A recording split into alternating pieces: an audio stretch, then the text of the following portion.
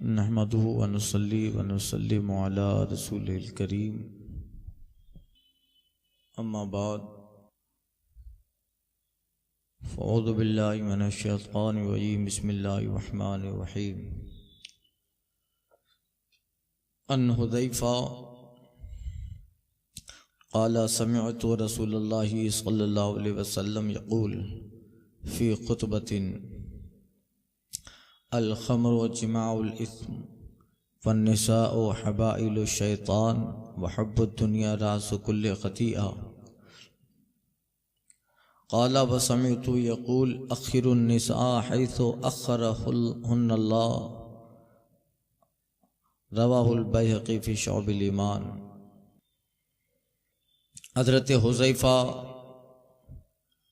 बिन यमान रज़ी अल्लाह ताला अन्हु से रिवायत है,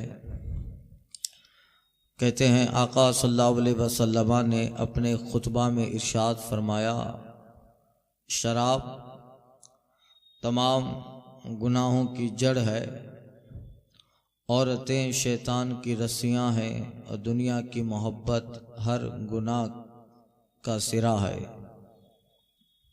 और मैंने आका सल्लल्लाहु अलैहि वसल्लम को इरशाद फरमाते हुए सुना, अखिरुन निसा, औरतों को पीछे रखो जैसा कि अल्लाह ताला ने उन्हें पीछे रखा है। इस बाब में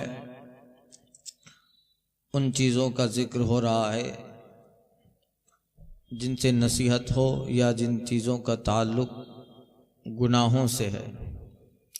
हज़रत हुज़ैफ़ा रज़ियल्लाहु ताला अन्हु कहते हैं, एक खुतबा में यानी आका सल्लल्लाहु अलैहि वसल्लम खुतबा इरशाद फरमा रहे थे और तंबीह फरमा रहे थे, तो आपने फरमाया शराब ये तमाम गुनाहों की जामे है, जड़ है, इससे अक्ल ज़ाइल हो जाती है और इंसान हालत शराब में कत्ल कर देता है। माँ और बहन में इम्तियाज़ और बीवी में इम्तियाज़ नहीं पैदा कर सकता जब तक नशे खुम्र में रहता है, मखमूर रहता है, उसकी अक्ल और उसके दिल और उसकी ज़बान का तालमेल टूट जाता है।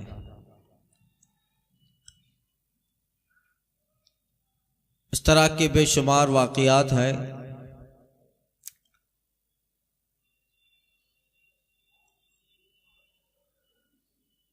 और फरमाया औरतें ये शैतान की रस्सियां हैं, अन्निसाउ हबाइलु शैतान। दुनिया में इंसान को गुमराही की तरफ ले जाने वाले हथियारों में शैतान का सबसे बड़ा हथियार औरत है। यहाँ जिनसे औरत मुराद है, नफ्स औरत मुराद है, इनफिरादी इंडिविजुअल वो बातें मुराद नहीं है, वरना बहुत सारी औरतें उम्मत में अफजल हैं। हज़रत आयशा सिद्दीक़ा, सैयदा ज़हरा, मुनफरिद एतबार से नहीं, जिन्स मुराद है। और उमूमी तौर पे ये होता है कि शैतान ने बड़े बड़े कारनामे जो अंजाम दिए हैं दुनिया में, उनमें से औरत का ही इस्तेमाल किया है। दुनिया में सबसे पहला कत्ल औरत ही की वजह से हुआ कि काबिल ने हाबिल को कत्ल किया। हाबिल का कत्ल अकलिमा जो उनकी बहन थी उसकी वजह से हुआ। बनी इसराइल का एक बहुत बड़ा मुत्तकी और परहेजगार बलअम बाऊरा, वाक़या सुना है आपने, औरत ही की वजह से वो मुत्तकी और परहेजगार इंसान फासिक फाजिर काफिर हुआ। और इतना बड़ा मुस्तजाब दावत था कि जो दुआ कहता कबूल हो जाती। तो एक तो लंबी डिटेल है, पहले पारे में मैंने अर्ज किया था पूरा वाक़या बलअम बाऊरा का। हज़रत मूसा अलैहिस्सलाम के खिलाफ कौम ने उसको कहा कि तू मूसा अलैहिस्सलाम के खिलाफ बद्दुआ कर, का ये नहीं होगा। बहुत समझाया, माल दिया तब भी न माना। आखिरकार औरत को बना संवार के उसके पास भेजा, उसकी मोहब्बत में फरेफ्ता हो गया और उससे लालच और अपनी शहवत नफसानी ख्वाहिशात पूरा करने के लिए औरत ने शर्त रखी कि पहले मूसा अलैहिस्सलाम के खिलाफ बद्दुआ करो, फिर मुझसे करीब होना। तो फिर बलअम बाउरा अल्लाह के नबी के खिलाफ आया और हजरत मूसा के खिलाफ दुआ की। अल्लाह का करम करना कि वो बद्दुआ उसी पे पड़ती गई। तो इतना बड़ा मुत्तकी और परहेजगार इंसान बलअम बाउरा औरत ही की वजह, शैतान ने उसे औरत के जरिया से इस्तेमाल किया तो मुत्तकी और परहेजगार काफिर और फासिक बन गए। दुनिया में बड़े बड़े कारनामे और बड़ी बड़ी जंगें जिनके पीछे औरत ही का हाथ है। तो इसका मतलब यह है कि जिनसे औरत मुराद है, शैतान इन चीज़ों को इस्तेमाल करता है, बड़े बड़े मुत्तकी और परहेजगार लोगों को बहका दिया है।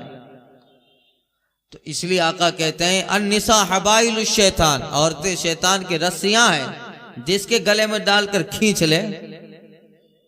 शैतान की रस्सियां हैं, किसी के भी गले में डालकर खींच ले जहन्नम की तरफ, मगर ये कि जिसके साथ अल्लाह ताला की तौफीक और ताईद।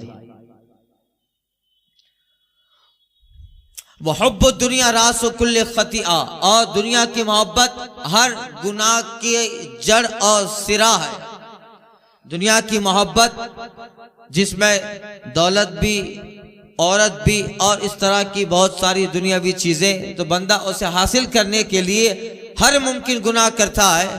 तो आका कहते हैं दुनिया की मोहब्बत हर गुनाह का सिरा है। और कहते हैं हजरत हुज़ैफा, मैंने आका सल्लल्लाहु अलैहि वसल्लम को इरशाद फरमाते हुए सुना, आप कहते हैं अखिरुन निसा हैसु अखरहुन्नल्लाह, औरतों को पीछे रखो जैसा अल्लाह ने उन्हें पीछे रखा है। मतलब औरत बादशाह न बने, औरत जज न बने, औरत जो है हाकिम न बने, औरत काजी न बने। ये सारे मनसब अल्लाह ताला ने मर्द को दिए हैं, औरत को नहीं। वो नाक़िसुल अक़ल है और मर्द को अल्लाह ताला ने आगे किया है। अर्रिजालु क़व्वामून अलन निसा, अल्लाह कहता है मर्द औरतों पर, मर्द अफसर है, हाकिम है तो हाकिम बन के रहे। अच्छा, उन्हें हाकिम बना देंगे तो फिर मसला उल्टा हो जाएगा। इसलिए हदीस पाक में इसके ताल्लुक से काफी जिक्र फरमाया, औरत काजी न बने। कभी काजिया का लफ्जी अरबी में नहीं है, मुअन्नस का लफ्ज इस्तेमाल होता है। आबिद से आबिदा, जाहिद से जाहिदा, तो जाहिदा मुअन्नस के लिए, आबिदा मुअन्नस, मुअन्नस मतलब स्त्री वर्ग, फीमेलिटी वर्ब, मुअन्नस, और मुज़क्कर मेलिटी वर्ब, मुज़क्कर और मुअन्नस। आबिद से आबिदा, जाहिद से जाहिदा, सैयद से सैयदा, कातिल से कातिला, फाजिल से फाजिला। मगर काजी से काजिया नहीं आता है, इसलिए कि काजी का मनसब उसको दिया ही नहीं जाता, तो लफ्ज का इस्तेमाल ही नहीं है। अरबी की खुसूसियत है उस लफ्ज का, उसके लिए इस्तेमाल ही नहीं है। उसको काजी, नबिया का लफ्ज नहीं है डिक्शनरी में, इसलिए कि नबी का मनसब अल्लाह ताला मर्दों को अता फरमाता है, औरत को नबूवत और रिसालत मिल ही नहीं सकती। तो रसूला का लफ्ज नहीं है, नबिया का लफ्ज नहीं है, इसलिए कि इस मनसब के लायक वो है ही नहीं, तो डिक्शनरी में उस लफ्ज का अस्तित्व वजूद ही नहीं है। अरबी की फसाहत है, अरबी की बलागत है कि जिस ओहदे पर वो है नहीं तो वो लफ्ज ही इस्तेमाल ना किया जाए। ये अहले अदब है, उन सब इन बातों से लुत्फअंदोज हो सकते हैं कि इसकी अहमियत क्या है। तो उसको आका कहते आखिरुन निसा, औरतों को पीछे रखो, अल्लाह ने उन्हें पीछे रखा, मतलब कि नमाज में उनकी सफ़ें पीछे रहे। ये उस वक्त है जब औरतें मस्जिद में आती थी, तो उनकी सफ़ें पीछे, वो पीछे रहें। जब मर्द औरत का इज्तिमा हो वो पीछे वाली सफ में खड़ी रहें। जब किसी जगह मर्द औरत का बुलाना हो, किसी मैटर और किसी मामले में मर्द आगे रहे वो पीछे रहे। ओहदा क़ज़ात में मर्द आगे रहेगा, हाकिम मर्द बनेगा, बादशाह मर्द बनेगा। यानी ये सारे मनसब अल्लाह ने मर्दों को दिया है, इन्हें नहीं दिया है। तो ये जिन्स से औरत मुराद है कि उसकी जिन्स इस लायक नहीं है। बाकी एक एक औरत करके अगर आप गिनो तो उम्मत में हजारों ऐसी औरतें हैं जो हजारों नहीं लाखों मर्दों से अफजल हैं। इंडिविजुअल, व्यक्तिगत। हज़रत फातिमा ज़हरा, हम उनके कदम नाज से जो नालेन मस है, जो जूते शरीफ, उस नालेन में जो खाक लगती है, हम लोगों का वजूद उस खाक के बराबर भी नहीं है। ये उस एतबार से है। किसी ने कहा था जहन्नम तेरे दुश्मनों के लिए मुकद्दर है, फातिमा ज़हरा के बारे में। जहन्नम तेरे दुश्मनों के लिए मुकद्दर है और जन्नत तेरी नालेन उठाने का सिला है। जन्नत तेरी नालेन उठाने का सिला है। जिन्स मुराद है इसलिए कि वो नाक़िसुल अक्ल है, तो उन्हें ये बड़े बड़े मनसब न दिए जाएं। हुन्ना नाक़िसातुल अक्ल वद्दीन यक़अदना अहदहुन्ना फ़ी क़अर बैत निस्फ़ शहरिन वला यसल्लीना वला यसुमना। उनमें से हर एक अपने घर में बैठी रहती हैं, अक्ल की नाक़िस हैं, दीन की नाक़िस हैं। 15 दिन अपने घर में बैठी रहे, न नमाज पढ़े न रोजा रखे।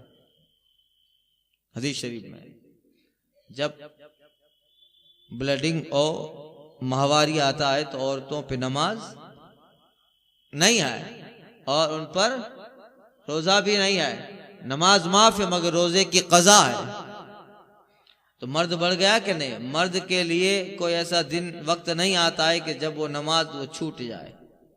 तो इबादत में मर्द बढ़ गया, इबादत में मर्द बढ़ गया। अब ये वो बातें हैं, जिहाद है, जिहाद औरत न करे, औरत पे जिहाद नहीं है। जब आयत करीमा नाजिल हुई जिहाद की और मर्दों से कहा गया कि तुम जिहाद में निकलो, तो हजरत उम्मे सलमा कहती या रसूल अल्लाह, मर्द तो इस नेकी में हमसे आगे बढ़ गए। अब तक तो नमाज मर्द पे थी तो हम पे, रोजा इस पे, तो हम पे ज़कात इस पे, तो हम पे, मगर अब जिहाद मर्द पे है औरत पे नहीं। तो हुजूर एक नेकी में मर्द औरत से आगे बढ़ गए, हम तो पीछे रह गए। आका फरमाते हैं कि अल्लाह ताला ने तुम्हारा जिहाद घर ही में रखा है। आका कहते हैं कि सल्ली खम्स सलवातिन, 5 वक्ता औरत घर में रहकर नमाज पढ़ती रहे। अताअत बालिहा, अपने शौहर की फर्माबरदारी करती रहे। हफीजत फर्जहा, अपने जिस्म की हिफाजत करती रहे। अल्लाह कहता, आका कहते हैं जन्नत के 8 दरवाजों में से जिसमें से चाहे दाखिल हो जाए। वो मर्द वहां जाएगा मैदान कारजार में तो उससे जिहाद का सवाब मिलेगा, मगर औरत जब हालत हमल में होती है और उसके पेट में बच्चा परवरिश करता है, उस बच्चे के एक एक झटके पे अल्लाह जिहाद का सवाब देता है। इसका जिहाद अल्लाह ने यहाँ रखा है। तो यही है, उन्हें खुसूसियात तो है मगर इज्तिमाई तौर पर उनके लिए कहा गया इन्हें पीछे रखो, इसे कि अक्ल की नाक़ी से, अक्ल मर्द की बनिस्बत अधूरी है, जिनसे मर्द मुराद है। वरना बहुत सारी औरतें ऐसे मिलेगी कि वो हाईली एजुकेटेड हैं, बहुत पढ़ी लिखी है, तो एक एक करके नहीं, इनफिरादी नहीं, जिन्स मुराद है कि वो अक्ल की नाक़ी से। अगर इसलिए बहुत सारे काम औरत के कब्जे में नहीं है। जो सेंसिटिव मैटर है, गंभीरता जिन चीजों में है, वो गंभीरता वाले मैटर औरत को नहीं दिए गए। तलाक का इख्तियार औरत को नहीं दिया गया, वरना थोड़ा गुस्सा हो के तलाक दे देती। गंभीर मैटर है, सेंसिटिविटी है इसके अंदर, और गुस्सा बार बार आ जाता है, और अक्ल के नाक़िस होने की वजह से उसका डिसीजन पावर मर्द की बनिस्बत कमजोर है, तो फैसला करने में जल्दी भी करे और फैसला जल्दी कर दे। इसलिए अगर तलाक का इख्तियार औरत को दिया जाता तो फिर तलाक की वारदात कम होती, थोड़ा सा गुस्सा होती 3 तलाक। इसलिए ये इसे नहीं दिया गया उसके अक्ल के नाकिस की वजह से, अक्ल के कमजोर होने की वजह से। तो यही है कि अक्ल की नाकिस, हुजूर फरमाते दीन की नाकिस, मगर यहाँ जिन्स से औरत मुराद है। और शैतान आका फरमाते हैं उसे रस्सियों के तौर पे इस्तेमाल करता है। तो ये बड़े बड़े आबिद और जाहिदों को इसने फटका दिया और जिंदगी को गुमराह कर दिया। मौलाना अबू नूर साहब ने एक वाकया लिखा है, 2-3 भाई थे, वो कहीं सफर पे जा रहे थे तो उनकी बहन जो थी वो अकेली कहाँ रखेंगे, सामने एक आबिद साहब रहते थे, क्या उनके पास रख दें इसको। आबिद साहब ने पहले इनकार किया कि आपके पास रहेगी, यानी हमारे घर ही में रहेगी, मगर आप जरा ख्याल रखना। ठीक है। 3 भाई चले गए अपने कारोबार में कई महीनों के लिए, और फिर आबिद साहब उसके पास जाते, बाहर से उसको खाना देते। एक मर्तबा उसका हाथ देख लिया। अब हाथ देखा, फिर उस औरत का तस्वुर उसके दिन, बहुत लंबा वाक़या है, मैंने अर्ज़ भी किया एक बार, उसका तस्वुर उसके दिमाग में आता रहा, यहाँ तक कि कहा कि नफ्स मुकम्मल तौर पे उसकी तरफ माइल हो गया। फिर वक्त गुजरते गुजरते गुजरते गुजरते दोनों अब मिलजुल गए, बातें करने लगे, बैठते हैं। आबिद साहब को शैतान कह रहा है कि उसकी जिम्मेदारी तुम पर है, वो अकेली रहती है, इबादत का एक दर्जा यहाँ भी है और मखलूक की खिदमत करना भी एक इबादत है। तो आबिद साहब को ऐसी पट्टी चढ़ाई शैतान ने कि अब उसके पास जाकर वो बैठता। अब जाहिर बात है, पहले चाय की दावत होती है, फिर कहीं कैंटीन में मुलाकात होती है, फिर दिल मिलते हैं, और फिर न जाने क्या से क्या होता है। दुनिया का हाल है सब। अब आज की नाविलें पढ़िए, अखबार पढ़िए सब, तो ऐसे होता रहा। फिर नफ्स है, शैतान ने आबिद साहब पर सवारी अख्तियार की और किसी भी एतबार से फिर उस पर आबिद काबू पाया और उससे बदकारी कर बैठा। जब बदकारी कर दिया तो अब उससे बहुत बड़ा अफसोस हुआ। शैतान ने ख्याल दिमाग में डाला, इनके भाइयों को पता चलेगा, इसकी जिम्मेदारी तुम पे थी, तो फिर तुम्हारा हाल बहुत ख़राब होने वाला है। क्या करे? आबिद साहब के दिल में शैतान ने ख्याल डाला, ऐसा करो इसे कत्ल कर दो और इसको दफन कर दो, और जब इसके भाई आए तो कह देना कि मैं तो बहुत खिदमत कर रहा था मगर वक्त पे मौत आ गई। अब आबिद साहब ने किसी भी तरीके से उसको कत्ल किया और एक जगह उसकी कब्र बना दी। अब फिर इबादत में लग गए। कुछ महीनों के बाद, कुछ सालों के बाद उसके भाई आए, पता पूछा, खैरियत पूछी, तो कहा ऐसा ऐसा हुआ, उसको एक मर्ज हो गया और फिर उसकी वजह से मैंने उसकी तजहीज़ और तकफीन की। इंतकाल के बाद खैर वो भाई मुतमईन हो गए, कहा ठीक है जो अल्लाह की मर्जी। कुछ दिनों के बाद एक भाई के दिमाग में शैतान ख्वाब में ये बात डालता है कि ज़रा हकीकत की तफ्तीश करो कि तुम्हारा मामला, तुम्हारी बहन का मामला ऐसा नहीं है जैसा आबिद कह रहा है, बल्कि उसने कत्ल किया है। ये ख्वाब दूसरे भाई के भी आया, तीसरे भाई को भी आया, यहाँ तक कि मुसलसल जब ख्वाब आया तो फिर आबिद साहब का गला पकड़ा कि सही बता क्या किया है। वो डर के मारे तौबा करने लगा कि क्या करूं, ऐसा था मैं अपने गुनाह को छुपाने के लिए उसको कत्ल कर दिया। अब ये फैसला गया काजी के पास और काजी ने उसको सजाए हुक्म मौत की सजा सुनाई। तख्ते पर लेटा, तख्ते पर खड़ा है, आबिद साहब खड़े हैं। शैतान आता है, देखो अभी भी तुम्हें इस तख्ते से बचा सकता हूँ, सिर्फ एक मर्तबा कह दो कि अल्लाह ताला एक नहीं अनेक है। क्या ठीक है? अब उसने कहा अल्लाह ताला अनेक, कलमा कुफ्र अपनी जबान से बक दिया। अब शैतान बचाएगा क्या? आबिद ने जैसे कुफ्र कलमा बका, वहां जल्लाद ने ट्रिगर दबाया और आबिद साहब तख्ते-ए-दार पे लटक गए। न खुदा ही मिला न विसाल सनम, न इधर के रहे ना उधर के। अन्निसाउ हबाइलु शैतान, औरतें शैतान के रस्सियां हैं जिसके गले में डालकर खींच ले, मगर ये कि रब की तौफीक रहे, अल्लाह ताला की तौफीक रहे तो फिर उस पे शैतान का दाव नहीं चलता। यह सुनिए, अन जाबिर क़ाला क़ाल रसूलुल्लाह सल्लल्लाहु अलैहि वसल्लम इन्ना अख़वफ़ा मा अतख़व्वफ़ु अला उम्मती अल हवा व तौलुल अमल फ़अम्मल हवा फयसुद्दु अनिल हक़ व अम्मा तौलुल अमल फयुनसिल आखिरा व हाज़िहि दुनिया मुर्तहिलतुन ज़ाहिबा व हाज़िहिल आखिरा मुर्तहिलतुन क़ादिमा व लिकुल्लि वाहिदिन मिनहुमा बनून फ़इन इस्ततअतुम अन ला तकूनु मिन बनी दुनिया फ़फ़अलू फ़इन्नकुमुल यौम फ़ी दारिल अमल वला हिसाबा व अंतुम गदुम फ़ी दारिल आखिरा वला अमल। रवाहुल बैहक़ी फ़ी शुअबुल ईमान। हज़रत जाबिर बिन अब्दुल्लाह रिवायत करते हैं, आका सल्लल्लाहु अलैहि वसल्लम ने इरशाद फरमाया, हुज़ूर फरमाते हैं कि मुझे अपनी उम्मत पर ज्यादा खौफ नफसानी ख्वाहिश और लंबी उम्मीदों का है।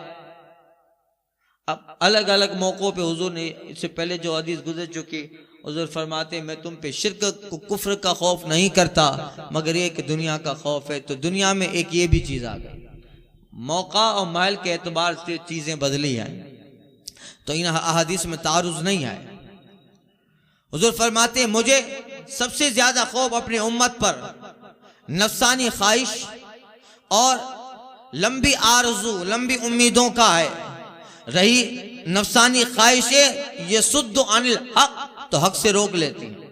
ख्वाहिशात नफसानी हक से रोक लेती हैं। और हुजूर कहते हैं लंबी उम्मीदें तो आखिरत को भुला देती हैं। आखिरत को बंदे की ख्वाहिश होती है तो उसकी ख्वाहिशों के पीछे पड़कर वो हक से रुक जाता है, हक से दूर हो जाता है और उम्मीदों की वजह से वो आखिरत भूल जाता है। चलो कल करेंगे, लोग कहते हैं ना अभी नहीं बाद में नमाज पढ़ेंगे, अभी रिटायर हो जाएं फिर हज करें फिर नमाज पढ़ें फिर दाढ़ी रखें, कहते हैं। तो साहब कह रहे थे बापू बस आखिरी साल है ये 2018 की बात, 2018 में न 2017 में का रिटायरमेंट मिलने वाले, रिटायर होने वाला हूँ और फिर पेंशन मिलेगा, हज करें और आप दुआ कीजिए कि फिर जो है बकिया ज़िंदगी अल्लाह की इबादत में गुजारें। रिटायर होने से 10 दिन पहले उस साहब का इंतकाल हो गया। ये हमारे यहाँ का वाक़या है, रिटायर होने से 10 दिन पहले उसका इंतकाल हो गया। जो पैसा मिला उससे हज भी न कर पाए, उम्मीदें वहीं की वहीं रह गई। मुझे बताओ कोई ऐसा है जिसने कहा हो कि बाद में मैं मुत्तकी बन जाऊंगा, वो बन गया हो? ऐसा है? नहीं है। उम्मीदें, ये भी इमाम मोहम्मद गजाली ने लिखा है कि शैतान का एक हरबा है, तुम्हें उम्मीदों पे जिलाता है और अमल को दूर करके तुम्हें उस आमाल से दूर कर देता है। हम उस उम्मीदों पे रहते हैं, बाद में कर लेंगे, बाद में कर लेंगे, बाद में जो होगा देखा जाएगा। तो काफी हमारे समाज में ऐसे लोग मिलेंगे, उम्रा कर लें तो दाढ़ी रखें तो नमाज पढ़ें, हज कर लें। एक साहब इसी तरह के थे, कहा बापू हज करने के बाद नमाज बन जाना है, दाढ़ी रखनी है। अब 3 साल से फॉर्म भरा है, हज कमेटी में नाम नहीं आ रहा है।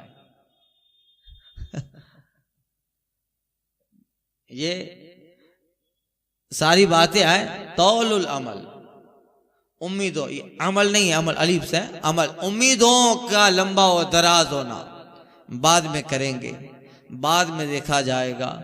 तो ये फयुनसिल आखिरा, हुजूर कहते हैं आखिरत को भुला देता है। लंबी उम्मीद है आखिरत को भुला दें। और हुजूर कहते हैं सुनो, हादी दुनिया मुर्तहिलतुन ज़ाहिबा, ये दुनिया कूच करके जाने वाली है। हादिल आखिरा मुर्तहिलतुन कादिमा, और आखिरत कूच करके आ रही है। दुनिया कूच करके जा रही है, आखिरत कूच करके आ रही है। क्या मतलब? एक सांस जो चली गई वो दुनिया चली गई, और उस सांस के जाने के बाद एक सांस के बराबर आखिरत आगे आ गई। ये जा रही है और आखिरत करीब आ रही है। गाफिल तुझे घड़ी ये देती है मुनादी, गाफिल तुझे घड़ी ये देती है मुनादी, खालिक ने तेरे उम्र की एक सांस घटा दी, खालिक ने तेरे उम्र की एक सांस घटा दी। एक लम्हा जो घड़ी का चला गया वो फिर लौट के आने वाला नहीं है। एक साल जो चला गया वो लौट के आने वाला नहीं है। लिहाजा ये जाने वाला वक्त खुशी के लिए नहीं है, अफसोस करने का मकाम है। We are celebrate on the birthday, हम लोग सेलिब्रेट करते हैं जो जन्मदिन होता है बच्चों का, नया साल होता है तो लोग सेलिब्रेशन कायम करते हैं और खुशी मनाते हैं। आज जन्मदिन है, आज के दिन इसको इतने साल हुए, एक साल निकला, इसी साल दुनिया में आया। अब तो जन्मदिन तो जाने दो, मेरी निकाह की सालगिरह बनाते हैं, सगाई की सालगिरह मना, न जाने क्या क्या निकाला है अभी तो। और प्रपोज डे भी निकाला है अभी, जिस दिन मर्द ने अपनी मोहब्बत का इजहार किया था औरत को, उस दिन को भी सेलिब्रेट करते हैं, उसका भी एक दिन निकाला प्रपोज डे। ये एक साल जो चला गया, लाला किसी ने कहा था कि एक और ईंट गिर गई दीवारे हयात की, एक और ईंट गिर गई दीवारे हयात की। नादान समझ रहा है नया साल है, नादान समझ रहा है नया साल है, नया साल नहीं है। ये साल जो चला गया उसमें कितनी ज्यादतियां हुई, अल्लाह के जिक्र से कितना गाफिल रहा, कितने फराइज और वाजिबात छूट गए। ये खुशी का मकाम नहीं है, ये गम का मकाम है कि एक और साल हमारी जिंदगी हमारी ख्वाहिशों में निकल गया, हमने मुकम्मल तौर पे रब को राजी न कर पाए। गाफिल तुझे ये घड़ी दे रही है मुनादी, खालिक ने तेरे उम्र की एक सांस घटा दी। ये होता है तो हुजूर कहते हैं सुनो, ये दुनिया कूच करके जानी रही है, वहादिल आखिरा, और ये आखिरत कूच करके आ रही है। ये और कहा हुजूर ने लिकुल्ली वाहिद मिनहुमा बनु, इन दोनों में से सबके बच्चे हैं, दुनिया का भी बच्चा है, आखिरत का भी बच्चा, दुनिया के भी बेटे हैं, आखिरत के भी बेटे हैं। आका कहते अगर तुम्हें ताकत हो अल्लाह तकुनु मिन बनी दुनिया, दुनिया का बेटा मत बन। अगर तुझे ताकत हो कि तू दुनिया का बेटा न बने, फफल तो ऐसा कर, दुनिया का बेटा मत बन, आखिरत का बेटा। दुनिया का बेटा यानी दुनियादार मत बन, आखिरत का बेटा बन। फइन्नकुम यौमा फी दारिल अमल, इसलिए कि तुम आज जिस दिन में हो, आज जिस जगह पे हो, ये दारुल अमल है, अमल करने की जगह है। वला हिसाबा, यहाँ हिसाब नहीं है। वन तुम गदन, और तुम कल जहाँ जाने वाले हो वो हिसाब की जगह है, वहाँ अमल नहीं है। वो हिसाब की जगह है, वहाँ अमल नहीं है। तो दारुल अमल में अमल करो ताकि दारुल हिसाब में हिसाब बेहतर हो, वरना फिर वहां जाकर बंदा सोचेगा मौला एक जिंदगी और दे दे, फिर तू देख मस्जिद से बाहर ना निकलूं, जिंदगी भर का एहतिकाफ कर। हदीस पाक में आया है, बंदा ये ख्वाहिश करेगा मौला एक मर्तबा अर्जिनी, मुझे लौटा दे कि मैं फिर दुनिया में जाऊं और फिर दुनिया को एक नजर भी ना देखूं। लोग महीने 2 महीने का एहतिकाफ करते थे, मौला मैं जिंदगी भर का एहतिकाफ करके आऊं। अल्लाह कहता है वो वक्त दिया था और उस वक्त में समझाने वाले भी भेजे, किताब भेजी, अंबिया भेजे, मगर तौलुल अमल, तेरी लंबी उम्मीदों ने तेरी आखिरत को भुला डाला। लिहाजा उम्मीदें कभी किसी की पूरी नहीं होती है और आरजू है। कोई मरने वाला मुझे बता दो ऐसा जो मर रहा हो और कहता हो कि मेरी ख्वाहिश ये थी जो पूरी हो गई हो, है कोई? ढूंढ के बताओ। कोई ऐसा आदमी है जो मौत के बिस्तर पे पड़ा है और कहता है कि सब ख्वाहिशें पूरी हो गई? नहीं नहीं, हजारों ख्वाहिश ऐसी कि हर ख्वाहिश पे दम निकले, बहुत मेरे अरमा निकले फिर भी कम निकले। ये है जिसके पास बहुत कुछ था। जब फिरौन डूब रहा था और नमरूद को मच्छर मार रहा था तो वो भी ये कह रहे थे कि इतने साल जिंदगी मिली कम थी, 1000 साल जिए। कितने? 1000 साल जिए, मगर वो भी मरते मरते कह रहे थे कि काश कुछ साल और जी लेते, कुछ साल और जी लेते। तो उम्मीदें, आरज़ुएं कभी खत्म नहीं होने वाली है। एक पूरी होती है तो दिल में एक दूसरी सर उठा के फौरन इंतजार पे खड़ी है। ये दारुल अमल है, हिसाब किया जाए और उम्मीदों की वजह से आखिरत को न भूला जाए। इसलिए हुजूर ने, पीछे हदीस गुजर चुकी, आका ने फरमाया चंद चीजें हैं। हुजूर फरमाते हैं अगर अन अस्बहकुम, तुमने इस हाल में सुबह की है कि तुम्हारे जिस्म पे कपड़ा है, इस हाल में सुबह की कि तुम्हारा जिस्म तंदुरुस्त है और उस दिन की गजा मिल गई है, तो समझ लो कि तुम्हारे जैसा दुनिया में कोई मालदार नहीं है। पीछे हदीस गुजरी, बस सुबह उठा है, अल्लाह की याद किया, कपड़ा जिस्म पे मौजूद है, तंदुरुस्ती भी है, उस दिन की खुराक भी उसके पास है, तो आका कहते हैं दुनिया अपने तमाम कामों के साथ अल्लाह ने तेरे लिए जमा कर डाली। यही तो सब कुछ है। तो ये सब नसीहतें हैं और इन सब बातों का मकसद लुब्बे लुबाब आखिरत को याद करना, कब्र को याद करना और दुनिया को सफर के तौर पे इस्तेमाल करना और मंजिल आखिरत है उसकी फिक्र करना। इसलिए आला हजरत कहते हैं उतरते चांद ढलती चांदनी जो हो सके कर ले, अंधेरा पाक आता है ये 2 दिन की उजाली।